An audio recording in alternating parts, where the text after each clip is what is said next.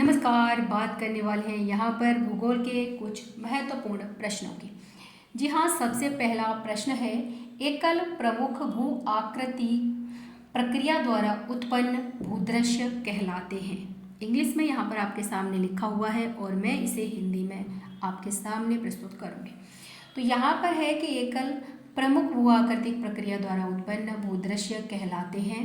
तो ये होते हैं आपके सरल भूदृश्य, यानी कि ए ऑप्शन हमारा यहाँ पर सही हो जाएगा। दूसरे की बात करें तो दूसरा क्वेश्चन है यहाँ पर कि दीर्घ आकारीय सपाट शीर्षों के बालू के कटक जो प्रचलित पवनों के समानांतर फैले हैं परंतु निपाती अग्रांतों के बगैर हैं को किस नाम से पुकारा जाता है? तो उन्हें कहा जाता है वेलबैक, यानी कि ए ऑप्शन हमारा इसमें भी ठीक हो जाएगा सेकंड का। तीसरे क्वेश्चन की बात करेंगे। इसमें पूछ रहा है कि ऐसी नदी घाटियों को जिनके मार्गों का नियंत्रण ऐसे कारकों द्वारा होता है जिन्हें निर्धारित नहीं किया जा सकता को कहते हैं। तो यहाँ पर हो जाएगा आपका ऑप्शन थर्ड नंबर, यानी कि सी नंबर होगा और वो होगा अक्रमवर्ती। नेक्स्ट है यहाँ पर क्वेश्चन नंबर फोर्थ। इसमें आपको करना है मिलान, यानी कि एक तरफ आपको यहाँ पर बुक्स और ऑथर्स जो दे रखे हैं उनका आपको मिलान करना है। तो देखिए, प्रिंसिपल ऑफ जियोमॉर्फोलॉजी की अगर बात करेंगे तो W.D. थॉर्नबरी है, यानी कि ए का 2। बी की बात करें the study of lands form, और ये हो जाता है आपका R.J. स्मॉल का, यानी कि बी का 3rd। सी की बात करें अनस्टेबल अर्थ, ये स्टीयर्स महोदय का है, तो ये हो जाता है सी का 4th। और डी की बात करें तो डी का हो जाता है आपका मॉर्फोलॉजी ऑफ द अर्थ का L.C. किंग। ऑप्शन की बात करेंगे तो देखिए यहाँ पर ए ऑप्शन आपका सही है। ठीक है, चलिएगा बात करते हैं अब हम यहाँ पर क्वेश्चन नंबर 5 के। क्वेश्चन नंबर 5 है आपका, इसमें पूछ रहा है कि ढाल प्रतिस्थापना मॉडल किसने प्रतिपादित किया था? तो ये दिया था पेंक महोदय ने, यानी कि 5 का सी सही हो जाएगा। नेक्स्ट है 6 नंबर। इसमें पूछ रहा है कि निम्नलिखित में से किसने अवलोकन किया कि तिब्बती पठार का ग्रीष्म तापन भारत पर मानसूनी परिसंचरण के लिए सर्वाधिक महत्वपूर्ण कारक है? तो ये है कोटेश्वरम, यानी कि 6 का बी सही है। 7th की बात करेंगे, ये है यहाँ पर कोपेन का वर्गीकरण, यानी कि जलवायु वर्गीकरण की कोपेन की योजना के अनुसार ई, यानी कि ध्रुवीय या पर्वतीय प्रकार की जलवायु कहाँ पाई जाती है? तो स्वाभाविक है कि ये कहाँ पाई जाएगी, ये जम्मू एवं कश्मीर में पाई जाएगी। यहाँ पर हमारा 7th का डी सही है। 4th क्वेश्चन की बात करेंगे, ये है आपका कि निम्नलिखित में से कौन सा पवन को प्रभावित करने वाला कारक नहीं है? तो यहाँ पर आप देखिएगा, एक इसमें लिखा हुआ है चुंबकत्व, यानी सी नंबर जो है वो आपका सही नहीं है। यहाँ पर सी आंसर हो जाएगा 8 का। नेक्स्ट है 9th क्वेश्चन। इसमें लिखा है कि नीचे सूचीबद्ध स्थानों में से किसमें उच्चतम वार्षिक तापांतर होना चाहिए? तो उच्चतम वार्षिक तापांतर की बात करेंगे तो देखिएगा मध्य अक्षांशीय महाद्वीपीय केंद्र के अंतर्गत होगा। हमारा 9 का डी सही है। 10th की बात करें तो 10th क्वेश्चन में पूछ रहा है कि द्रव स्थिति में गए बगैर ठोस का सीधे गैस में रूपांतरण का वर्णन करने के लिए किस शब्द का प्रयोग किया जाता है? तो ये आपको अच्छे से पता होगा कि वो होता है ऊर्ध्वपातीकरण, यानी कि यहाँ पर आपका सही हो जाएगा सी नंबर। चलिएगा बात करेंगे अब हम यहाँ पर क्वेश्चन नंबर 11 की। क्वेश्चन नंबर 11 की अगर बात करें तो देखिएगा यहाँ पर कुछ इस प्रकार से पूछ रहा है आपसे कि वायु प्रदूषकों के रूप में कार्बन मोनोऑक्साइड का मुख्य स्रोत है, तो वो होता है आपको पता है गैसोलीन मोटर निकास, यानी कि डी नंबर हमारा सही है। 12 की बात करें तो इसमें पूछ रहा है अपेक्षाकृत गर्म सतही जल का प्रतिस्थापन करने के लिए गहन महासागरीय परतों से शीतल जल की ऊर्ध्वाकार गति क्या कहलाती है? तो वो कहलाती है ऊर्ध्वगमन, यानी अपवेलिंग कहलाएगी। 12 का सी सही है। 13 की बात करेंगे, इसमें है निम्नलिखित में से कौन से प्रकार के समुद्री सतही तलछट में चूनायुक्त और सिलिकामय सिंधुपंख समाविष्ट है? तो ये हो जाता है जीव जनित, यानी कि बायोजीनस। सी नंबर हमारा यहाँ पर सही हो जाएगा। 14 की बात करेंगे। 14 में पूछ रहा है कि शाकभक्षी और मांसभक्षी पशुओं जैसे कि शेर, गीदड़ और लकड़बग्गा की विशाल संख्या पाई जाती है, तो ये कहाँ पर पाई जाती है? ये आपके सवानाज ऑफ अफ्रीका, यानी कि डी नंबर हमारा सही हो जाएगा। नेक्स्ट क्वेश्चन है यहाँ पर, उसमें आपको क्या करना है? तो आपको करना है लिस्ट फर्स्ट को लिस्ट सेकंड से मिलान करना है। तो यहाँ पर है आपका सबसे पहले हरित उत्पादक, और वो आपका मिलान होगा, वो क्या है? उत्पादक होते हैं, प्रोड्यूसर होते हैं, तो ए का 4 होगा। बी पशु परजीवी, ये द्वितीय उपभोक्ता होते हैं, यानी कि बी का थर्ड से मिलान होगा। पादप परजीवी, ये आपके प्राथमिक उपभोक्ता हैं, यानी कि सी का 2 से मिलान होगा। और डी है कवक, कवक होते हैं अपघटक, है ना, डिकम्पोजर। तो यहाँ पर आपका डी का 1 से मिलान हो जाएगा, ऑप्शन हमारा ए सही हो जाएगा। नेक्स्ट क्वेश्चन की बात करेंगे, तो नेक्स्ट क्वेश्चन है यहाँ पर देखिएगा, ये है 16। यहाँ पर आपसे पूछ रहा है कि भूगोल में विधि विषयक उपागम किस पर बल देता है? विधि विषयक उपागम की बात करें तो ये विधि निर्माण अध्ययन पर बल देगा, यानी कि बी नंबर आपका सही है। नेक्स्ट है 17 क्वेश्चन, ऑथर है, बुक्स है, ये कह रहा है कि बताइएगा यहाँ पर एक सुमेलित नहीं है, वो कौन सा है? तो देखिएगा, इब्न खालदून, फर्स्ट वाला इब्न खालदून की क्या है? मुकद्दिमा। अल वलाखी की है किताबुल अशकल, सही है ये भी। अल मसूदी की रूट्स एवं रियलमस, तो ये हमारे नहीं है, इसकी अल मसूदी की नहीं है, रूट्स एवं रियलमस, ये है आपकी रूट्स एवं रियलमस खुर्दाद बेहकी। तो यहाँ पर ये हमारा सी ऑप्शन सही हो जाएगा, क्योंकि ये मिलान सही नहीं है। अल वरूनी की किताब अल हिंद ये सही है, तो यहाँ पर ऑप्शन सी 17 का। डी की बात करेंगे, यहाँ पर ये है 18 क्वेश्चन है, यहाँ पर ज्योग्राफर्स और आपको कॉन्सेप्ट डेवलपमेंट इनका करना है मिलान।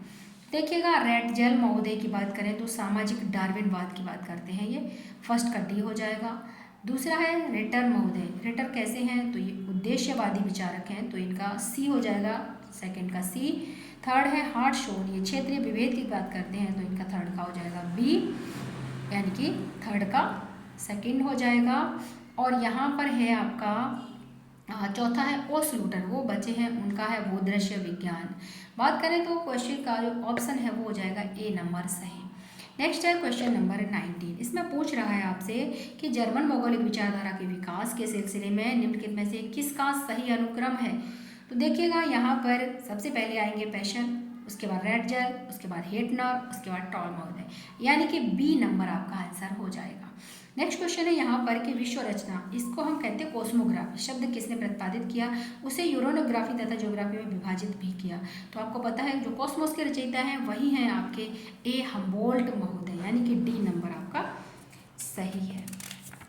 चलिएगा बात करेंगे नेक्स्ट क्वेश्चन की, और आपका नेक्स्ट क्वेश्चन है यहाँ पर 21 में आपसे क्या पूछ रहा है? इसमें आपसे पूछ रहा है कि बताइएगा perspective on nature of geography 1959 में एक पुस्तक आई थी, इस पुस्तक के लेखक कौन है? तो आपको पता होगा कि रिचर्ड हार्टशोन के द्वारा लिखी गई है ये perspective on nature of geography, कई बार पूछी गई है, बार बार पूछी जाने वाली पुस्तक है, तो ऑप्शन सही हो जाता है हमारा सी नंबर। नेक्स्ट क्वेश्चन है यहाँ पर, और इसमें पूछ रहा है कि शुद्ध जनसंख्या परिवर्तन किसके द्वारा निर्धारित किया जाता है? तो देखिएगा, ये आपका एक तो माध्यता और दूसरा प्रजननता, तो इन दोनों के द्वारा किया जाता है, तो हमारा ऑप्शन यहाँ पर हो जाएगा डी नंबर सही। नेक्स्ट क्वेश्चन है यहाँ पर कि ग्रामीण घर किसका सूचक है? तो देखिए, ग्रामीण घर किसका? पर्यावरण का सूचक है, ये बात आपको ध्यान में रखनी पड़ेगी। नेक्स्ट है यहाँ पर क्वेश्चन नंबर 24, नगरीय वृद्धि की गतिकी में प्रारंभ की अवस्था किससे संबंधित है? तो ये हो जाता है आपका वह कारक जो एक विशेष स्थान में नगर को जन्म देता है, यानी कि ए नंबर 24 का ए सही है। 25 की बात करेंगे, इसमें है आपका इसमें पूछ रहा है कि टुंड्रा में परिवहन का मुख्य साधन क्या है? तो टुंड्रा में आपको पता होगा कि यहाँ पर मुख्य साधन क्या है? स्लेज, आपको पता है, यहाँ पर इग्लू पता होगा, स्लेज पता होगा, तो यहाँ पर क्या हो जाएगा आपका? स्लेज हो जाएगा, 25 का सी सही है। नेक्स्ट क्वेश्चन है 26, चेन्नई बेंगलुरु गलियारा का विकास किस पर आधारित है? तो ऑटोमोबाइल और सूचना प्रौद्योगिकी, यानी कि हमारा ए सही हो जाता है नंबर। नेक्स्ट क्वेश्चन की बात करेंगे, और यहाँ पर है क्वेश्चन नंबर 27 में आपसे क्या पूछ रहा है? पूछ रहा है कि हाल ही से नगरीय औद्योगिक विकास में प्रमुख फोकस किस पर रहता है, तो यहाँ पर गुच्छ विकास यानी क्लस्टर डेवलपमेंट की बात करता है, तो बी नंबर सही है। और है आपका इसमें क्वेश्चन 28 कि उच्च स्तर का प्रबंधकीय और कार्यकारिणी प्रशासनिक पद किस श्रेणी में आता है, तो ये आता है चतुर्थक श्रेणी, चतुर्थक गतिविधियां, यानी कि डी नंबर सही है। नेक्स्ट क्वेश्चन है यहाँ पर कि बताइए कथन सही कौन सा है इसमें से। फर्स्ट है कि भूरा कोयला और निम्न श्रेणी का बिटुमिनस कोयला चतुर्थक कल्पों में बने, तो ये बात सही है। डोलोमाइट का लोहा इस्पात उद्योग में उच्च ताप एवं सामग्री और फ्लक्स के रूप में उपयोग होता है, ये भी सही है। तीसरा है कि सौर ऊर्जा, पवन, जल, विद्युत तथा बायोगैस नवीकरण संसाधन हैं, तो ये भी सही है, यानी आपके तीनों के तीनों सही हैं, तो ऑप्शन हो जाएगा ए नंबर। नेक्स्ट क्वेश्चन है कि यहाँ पर पूछ रहा है कि एडवर्ड उलमैन के मॉडल में वर्णित स्थानिक अंतःक्रिया के 3 आधार क्या थे, तो इसमें सबसे पहला था वो था आपका पूरकता, दूसरा था स्थानांतरणीयता, तीसरा था अंतर्वर्ती अवसर, यानी कि ए नंबर हमारा ऑप्शन इसमें सही हो जाएगा। चलिएगा नेक्स्ट क्वेश्चन की बात करेंगे। नेक्स्ट क्वेश्चन है आपका 31 में आपसे क्या पूछ रहा है, तो देखिएगा इसमें आपसे पूछ रहा है कि जापान अपने किन कारणों से विश्व में एक अग्रणी औद्योगिक देश है, तो ये आपका सबसे पहला ऑप्शन विकसित जलीय विद्युत के कारण, और तीसरा ऑप्शन है उच्च स्तर की प्रौद्योगिकी क्षमता के कारण, तो यानी फर्स्ट और थर्ड हमारा ऑप्शन सी सही हो जाएगा। नेक्स्ट क्वेश्चन है यहाँ पर 32, इसमें कथन कारण है। कथन है उन्नति प्रकार के रबर वृक्षों के विकास और बाद में कृत्रिम रबर के साथ अमेजन बेसिन का रबर स्मृति से ज़्यादा कुछ नहीं रह गया है, तो ये है आपका कथन। कारण है संसाधन मानवीय संस्कृति द्वारा सृजित तथा नष्ट किए जाते हैं, तो यहाँ पर आपका ए आर दोनों सही हैं और आर ए की सही व्याख्या भी कर रहा है, तो ऑप्शन आपका सही होगा सी नंबर। नेक्स्ट क्वेश्चन है यहाँ पर, उसमें पूछ रहा है कि निम्न में से किस संस्कृति क्षेत्र की विशेषताएं हैं। प्राचीन सभ्यता और क्लासिकीय संस्कृति की परंपरा, दूसरा है प्राचीन नगर राज्यों का उत्थान, तीसरा है कृषि और अंगूर की खेती समेत बागवानी का महत्व। तो देखिए अंगूर की खेती, बागवानी का महत्व, ये सारी की सारी किसकी हैं, तो ये हैं आपके मेडिटेरियन यानी कि भूमध्य सागरीय की विशेषता है, तो यहाँ पर सी नंबर सही है 33 का। 34 पर आते हैं। 34 में पूछ रहा है कि पितृसत्तात्मक समाज और स्त्रियों की प्रभावशीलता स्थिति के सह अस्तित्व को विरोधाभासी स्थिति किस जनजाति की विशेषता है, तो ये है थारू जनजाति, यानी कि डी नंबर सही है। बात करते हैं नेक्स्ट क्वेश्चन की। नेक्स्ट क्वेश्चन है आपका वो है 35 में आपसे क्या पूछ रहा है, तो देखिएगा इसमें आपसे पूछ रहा है कि लोक नीति का भूगोल किसके भौगोलिक अध्ययन के साथ संबंधित है, तो यहाँ पर सेकंड नंबर है लोक नीतियों का क्रियान्वयन और निगरानी, और थर्ड है लोक नीतियों का सृजन और मूल्यांकन, यानी कि बी ऑप्शन आपका सही है। यहाँ पर 2 और 3 सही है। नेक्स्ट क्वेश्चन की बात करेंगे 36, इसमें पूछ रहा है कि कौन सी भाषा सेमिटो हेमिटिक भाषाई परिवार से है, तो ये हो जाते हैं आपके हेब्रू, यानी कि बी नंबर सही है। यहाँ पर 37 क्वेश्चन, जो पूर्वी यूरोप पर शासन करता है वह हृदय स्थल पर शासन करता है, हृदय स्थल पर शासन करता है वह विश्व द्वीप को बस में रखता है, किसका कथन है, तो आपको पता होगा कि यह है मैकिंडर महोदय, यानी कि यहाँ पर हो जाते हैं आपके ए नंबर सही। नेक्स्ट क्वेश्चन है यहाँ पर कि भारत में समस्त नियोजन तकनीक किसके द्वारा तैयार किए गए मॉडल पर आधारित है, तो यह है पीसी महालनोबिस, यानी कि ए नंबर आपका सही हो जाता है। 39 में देखिएगा कि भारत में समस्त नियोजन तकनीक किसके द्वारा तैयार किए गए मॉडल पर आधारित, तो पीसी महालनोबिस, यानी कि ए नंबर आपका सही हो जाता है 38 में। 39 की बात करें तो आ जाता है आपका, इसमें पूछ रहा है कि प्रादेशिक विकास है, तो ये बहुप्रकारात्मक उपागम है, यानी कि बी नंबर सही हो जाएगा। मल्टी फंक्शनल अप्रोच होता है ये। नेक्स्ट क्वेश्चन की बात करेंगे। ये क्वेश्चन है आपका, इसमें आपसे क्या पूछ रहा है, इसमें आपसे पूछ रहा है कि बताइएगा कि हफ स्मिट के अनुसार प्रादेशिक नियोजन के पिछले 100 वर्षों के इतिहास में उसके विकास के मुख्य चरणों में अनुक्रम बताइएगा। तो ये जो यहाँ पर दे रखे हैं इन्होंने 4 ऑप्शन, इनको क्रम में सजाना है। तो देखिए सबसे पहले आता है प्राकृतिक संसाधन अभिमुखता, यानी कि सबसे पहले आएगा आपका थर्ड। उसके बाद आएगा आपका वन यानी कि सांस्कृतिक प्रदेशवाद अभिमुखता, उसके बाद आएगा आपका फोर्थ प्रादेशिक विज्ञान अभिमुखता, उसके बाद आएगा आपका सेकंड यानी कि महानगरीय अभिमुखता। तो यहाँ पर देखेंगे 3, 1, 4, 2 यानी कि डी नंबर आपका सही हो जाएगा। क्वेश्चन नंबर 41 की बात करेंगे कि किसने यह व्याख्या दी थी कि केवल एक प्रदेश है पृथ्वी की सतह जिस पर मानवता को अपना आवास मिला है, वो है मिंशोल महोदय यानी ए नंबर। एग्रीकल्चर रीजन इज आ, तो यहाँ पर पूछ रहा है आपसे कृषि क्षेत्र है, तो यहाँ आपका होता है समरूप क्षेत्र यानी कि होमोजीनियस रीजन, ए नंबर सही है। नेक्स्ट है आपका 43 नंबर, और इसमें दक्षिण से उत्तर तक हिमालय की श्रेणियों के निम्नलिखित अनुक्रमों में से कौन सा सही है। तो यहाँ पर देखिएगा दक्षिण से और उत्तर की तरफ ले जा रहा है, तो सबसे पहले पीर पंजाल आ जाएगा, फिर झांसकर आ जाएगा, फिर लद्दाख आ जाएगा, फिर काराकोरम आ जाएगा, यानी कि सही होगा option D number. Next question है यहाँ पर 44 पूछा है कोयले के उत्पादन की मात्रा गुणवत्ता के संबंध में भारत का सबसे पुरातन और सबसे समृद्ध कोयला क्षेत्र, तो वो हो जाएगा आपका झरिया यानी कि बी नंबर सही है। नेक्स्ट क्वेश्चन है यहाँ पर, और इसमें आपसे क्या पूछ रहा है, इसमें पूछ रहा है आपसे कि बताइएगा 45 नंबर है कि 2001 से 11 की अवधि में उच्चतम तथा निम्नतम जनसंख्या घनत्व में अंतर क्रमशः कहाँ अंकित किया गया, तो ये बिहार और नागालैंड में, यानी डी नंबर आपका सही है। नेक्स्ट क्वेश्चन है यहाँ पर कि बृहद भारतीय अनुस्थल में सिंचाई का सर्वाधिक महत्वपूर्ण स्रोत क्या है, तो ये नहर हो जाता है, कैनाल, यानी कि ए नंबर ठीक है।